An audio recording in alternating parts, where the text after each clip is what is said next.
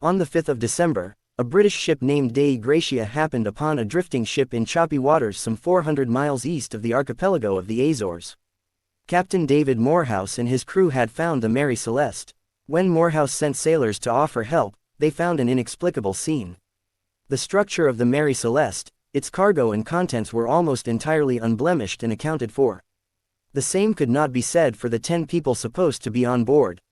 The ship left New York with 8 crew members led by the ship's captain, Benjamin S.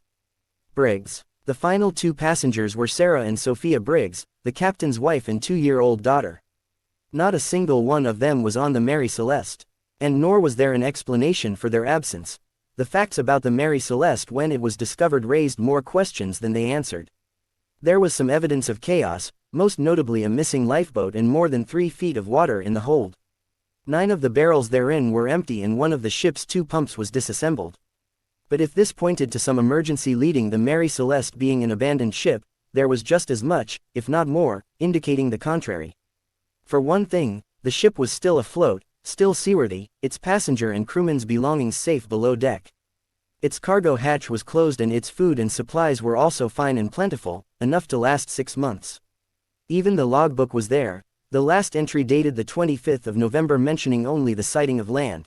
A giant octopus, a sea monster, pirates and even that not remotely nearby, Bermuda Triangle have been mooted as theories for why the people on the Mary Celeste abandoned ship.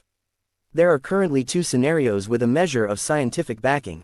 Both offer reasons for why an experienced captain might have abandoned ship. A UCL study in 2006 concluded that an explosion caused by fumes from the leaking alcohol barrels could have been loud enough to do so without causing significant damage to the ship itself or leaving discernible traces of the blast. Meanwhile, in 2007, a study supported by the Smithsonian pointed to the water flooding the hold and the dismantled pump as the best clues.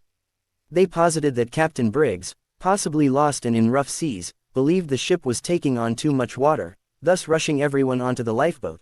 There may never be a final answer to the Mary Celeste mystery. But the ship did sail on until 1885. That was when its then captain, G.C. Parker, was believed to have purposefully crashed it into a reef in an ultimately unsuccessful attempt to commit insurance fraud. The Mary Celeste wreck remains there today. Thanks for watching.